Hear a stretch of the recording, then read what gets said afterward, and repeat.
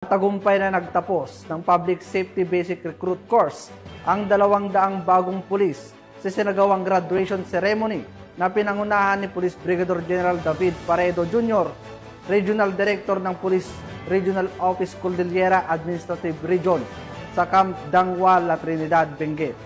Yan ang balitang hatid ni Patrol Woman Grace Kibiaen.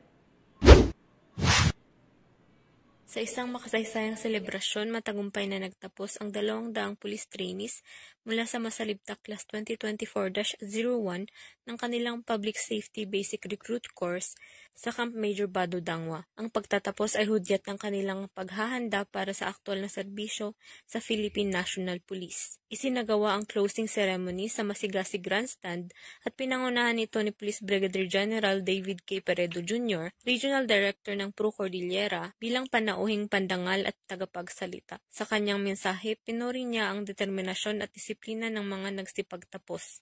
As you commence your final 6 months of training, it is very timely that we have a new Chief PNP, and I just want to connect something on the 3 pillars of leadership of our Chief PNP. Hinikayat din ni Police Brigadier General Paredo ang mga bagong graduate na isapuso ang mga prinsipyo ng pamumuno ng ating bagong Chief PNP at isabuhay ito sa pakikisalamuha sa ating mga komunidad. Dumalo rin sa seremonya ang mga opisyal ng Police Regional Office Cordillera, mga tagapagsanay at mga kaanak ng mga trainees. Matapos ang PSBRC, sasailalim na ang mga bagong pulis sa field training program na tatagal ng 6 na buwan. Sa panahong ito, ilalapat nila ang kanilang mga natutunan sa tunay na kalagayan sa komunidad. Ang matagumpay na pagtatapos ng FTP ay magbibigay daan sa kanilang permanenteng pagkakatala bilang miyembro ng PNP. Ang bagong batch na ito ay hindi lamang karagdagang puwersa sa hanay ng kapulisan, kundi simbolo rin ng patuloy na dedikasyon sa kapayapaan,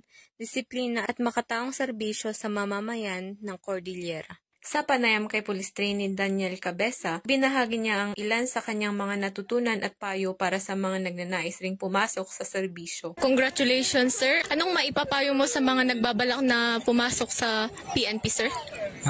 Ang maipapayo ko sa mga nagbabalak na pumasok sa PNP, unang-una, alagaan nila ang kanilang sarili, katawan at kalusugan.